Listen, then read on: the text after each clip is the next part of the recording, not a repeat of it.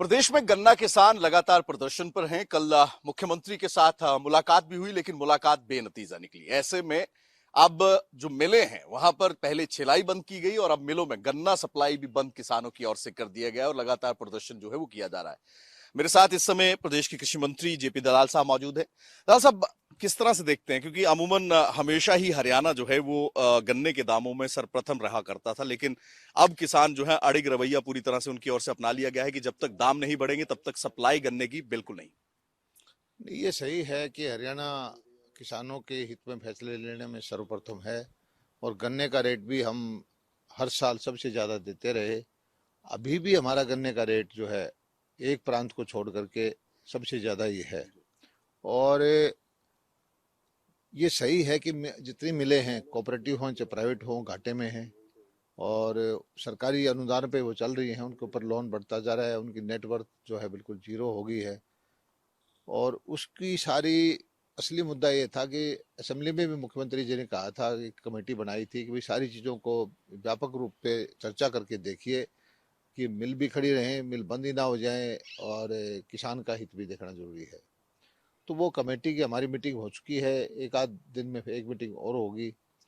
लेकिन दुर्भाग्य की बात यह है कि ये जो किसान के नाम पर राजनीति करने वाले संगठन हैं, बहुत जल्दबाजी में रहते हैं। आपस में इनका कंपटीशन है और कॉल करके मिलों को बंद ही करवा दिया।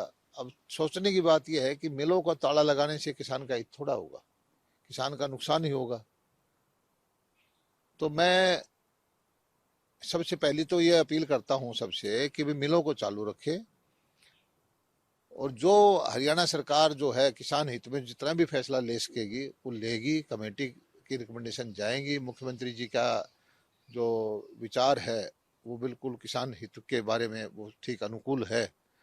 कल भी जो किसान नेता मिले थे, 1.5-2 घंटे हमारी मुलाकात हुई, इन सारी विषयों पर चर्चा की और मुख्यमंत्री जी ने ये कहा है कि हमने कोई ये फैसला नहीं किया है कि हम किसान के लिए कोई रेट नहीं बढ़ाएंगे, लेकिन आप लोगों ने जो ताला लगा के किया है मिलों को, ये तो किसी भी तरह से किसान हित में नहीं है और इस तरह से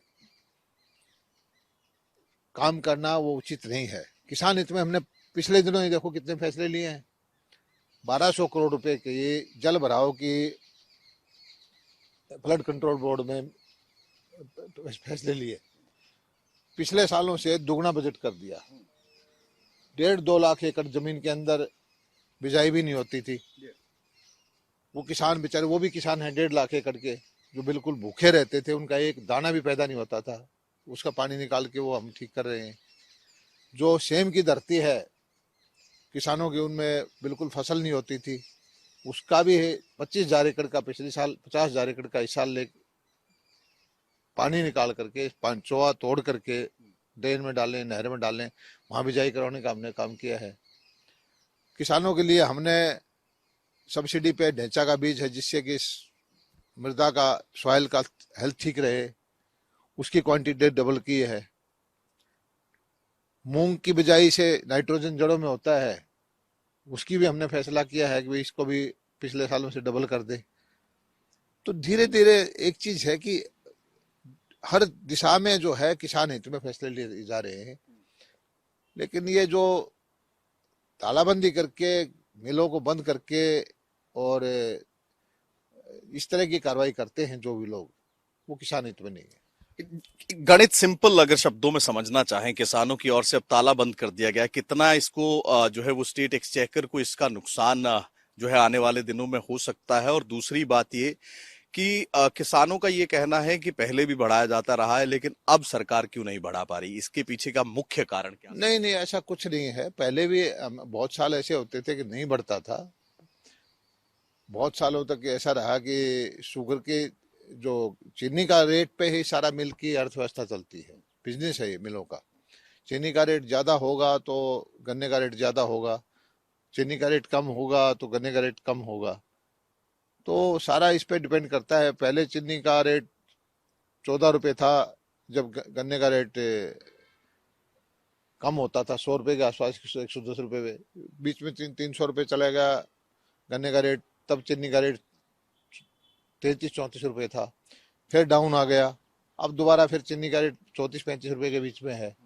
और आमतौर पर 10% रिकवरी हो तो समझोगे आज 350 का रेट है तो 35 रुपए चीनी बिकनी चाहिए। अब हमारा 362 का रेट है पिछले साल का, तो 36 रुपए चीनी बिकनी चाहिए। अभी भी चीनी बिक रही है 35 से नीचे, घाटे में चल रहे हैं सारे मिल। तो मिलों को जिंदा रखना भी जरूरी है। और मुख्यमंत्री जी ने तो ये भी कहा था कल किसान यूनियन को भी आप हमारे से जो सरकार से एड जा रही है वो लेते हैं, मिलों को आप चला ले, आप चला के देखो, आप कोऑपरेटिव मिल हैं, सरकार के तो अंडर में होने भी नहीं चाहिए, आप चलाओ इनको। और कोई संस्था आती है, कोई यूनियन आती है, अगर मिल लेना चाहती है, 1 मिल 2 मिल 4 मिल, हम कहते हैं कि आप चलाओ और आप गन्ने का रेट ज्यादा दे के दिखाओ, सरकार भी हम उसके बराबर देंगे। आपके पास कोई ऐसे भी आया, क्योंकि आपने सीधे तौर पर कहा कि कहीं राजनीतिक परिप्रेक्ष्य जरूर रहता है इस तरह के संगठन जो रहते हैं या धड़े बने हुए हैं, कोई ऐसे भी किसान हैं जो कि बेचना चाहते हैं लेकिन मिलों पर तालाबंदी कर दी गई है, तो ऐसे में मिलों को खुलवाने को लेकर सरकार क्या कुछ कर रही है? देखिए, आमतौर पर मिल को चलते हुए काफी टाइम हो गया, 60% गन्ना तो मिलों में उसकी चीनी में आ चुका है, 40% के आसपास होगा। और जब किसान हित की बात आती है तो हम सरकार कभी बल प्रयोग नहीं करेगी। आपने देखा होगा बड़े बड़े आंदोलन हो गए तब भी हमने बल प्रयोग नहीं किया। हम तो प्रार्थनाएं करते हैं, किसान भाइयों से ही प्रार्थना करते हैं कि इन नेताओं को समझा करके अपना गन्ना जो है किन मिलों में चालू रखे, रेट ये रहेगा या बढ़ेगा, जो भी अंतर होगा, बढ़े हुए रेट का अगर बढ़ता भी है तो आपके खाते में पैसा आ जाएगा, लेकिन मिल बंद करना किसी भी तरह से किसान के हित में नहीं है। तो जेपी दलाल साहब हैं, साफ तौर पर एक मांग और सप्लाई का जो खेल रहता है या जरूरत रहती है, उस हिसाब से आज गन्ना किसान जो है वो आंदोलनरत है और मिलों पर तालाबंदी है। लेकिन सीधे तौर पर कृषि मंत्री का यही कहना है कि इसमें नुकसान किसानों का ही है और एक अपील भी की गई है कि वार्तालाप, ये दूसरी बैठक जो होनी है या जो प्रतिनिधिमंडल से बातचीत होगी, उसमें कोई ना कोई हल निकालने का प्रयास जरूर किया जाएगा। कैमरा पर्सन मोनू के साथ विपिन परमार, इंडिया न्यूज, चंडीगढ़।